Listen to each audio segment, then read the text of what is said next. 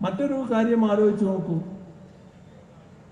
നമ്മുടെ നാടിന് എന്തെല്ലാം ദുരന്തങ്ങളാണ് ഏറ്റുവാങ്ങേണ്ടി വന്നത്.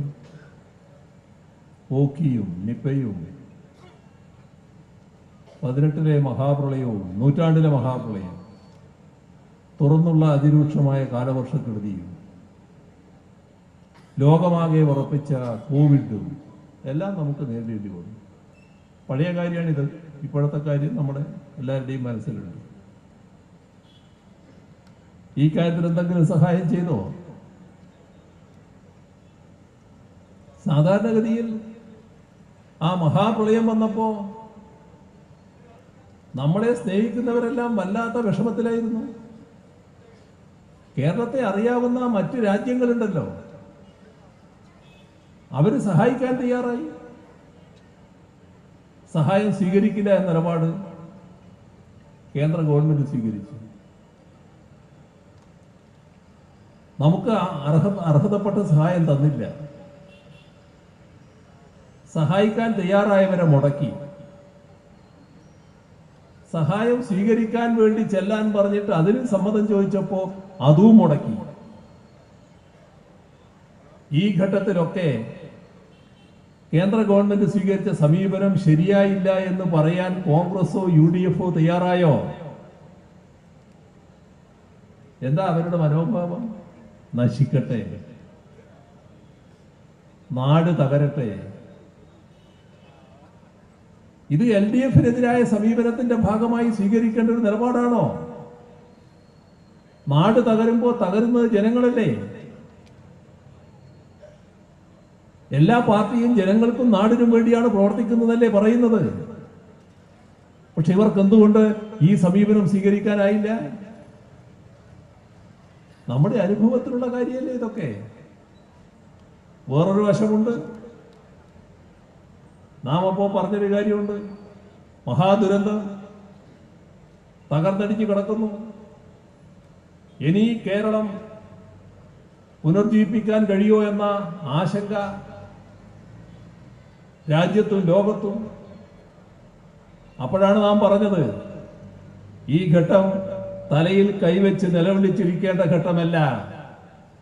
നമുക്ക് അതിജീവിച്ചേ പറ്റൂ, നാം അതിജീവിക്കും എന്ന് പറഞ്ഞുകൊണ്ട് നിലപാടുകൾ നമ്മൾ എടുത്തു.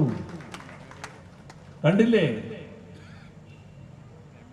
ഒറ്റക്കെട്ടായി ജനങ്ങൾ അണിനിരന്നല്ലോ. ഇവരെല്ലാം പറഞ്ഞതിന്റെ കൂടെ എല്ലാരോ ജനങ്ങൾ നിന്നത്. അത് രാജ്യത്തിനും ലോകത്തിനും മാതൃകയായി. നാം കാണിച്ച ഐക്യവും ഒരുമയും, ജനങ്ങളുടെ ഐക്യവും ഒരുമയും, അതൊരു മഹാപാഠമായി ലോകത്തിനു മുന്നിൽ. അതിന്റെ ഭാഗമായാണ് ശക്തമായ രീതിയിൽ കേരളത്തെ പുനർനിർമ്മിക്കാനുള്ള പ്രവർത്തനങ്ങൾ ആരംഭിച്ചത്. പുനർനിർമ്മിക്കുമ്പോൾ ഒരു കാര്യം നമ്മൾ പറഞ്ഞു, ഇനിയൊരു ദുരന്തത്തിന് തകർക്കാനാകാത്ത രീതിയിലുള്ള പുനർനിർമ്മിതിയാണ് ആവശ്യമെന്ന്. ആ തരത്തിലുള്ള നടപടികളുമായി നാം മുന്നോട്ട് പോയി. പഴയ കാര്യമാണിത്, ഇരിക്കട്ടെ. പുതിയ കാര്യം എടുത്താലോ, ചൂരൽമല, മുണ്ടക്കൈ, ഇന്ത്യ കണ്ട ദുരന്തങ്ങളിൽ വലിയ ദുരന്തങ്ങളിൽ ഒന്നാണ് സംഭവിച്ചത്.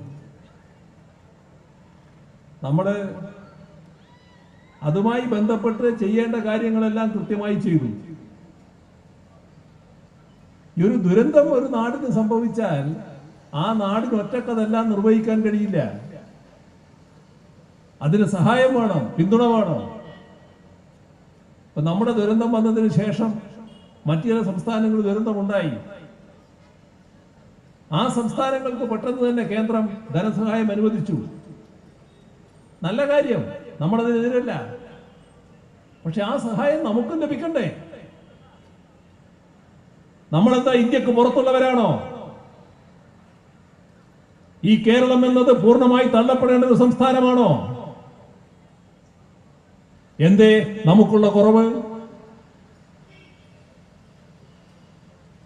ഇവിടെ ദുരന്തമുണ്ടായപ്പോൾ പ്രധാനമന്ത്രി ഓടിയെത്തി. നല്ല രീതിയിലാണ് പ്രതികരിച്ചത്, ഒരു സംശയവുമില്ല. എല്ലാവർക്കും നല്ല പ്രതീക്ഷ.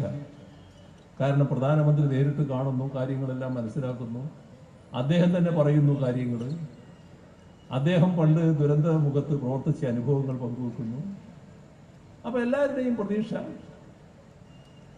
സ്വാഭാവികമായും സഹായിക്കും, പിന്താങ്ങും. അപ്പൊ സർക്കാർ സഹായം എന്ന് പറയുന്നത് അതിനാവശ്യമായ രേഖകളെല്ലാം കൊടുക്കണം, കൃത്യമായി അതെല്ലാം രേഖപ്പെടുത്തി രേഖകൾ കൊടുക്കും.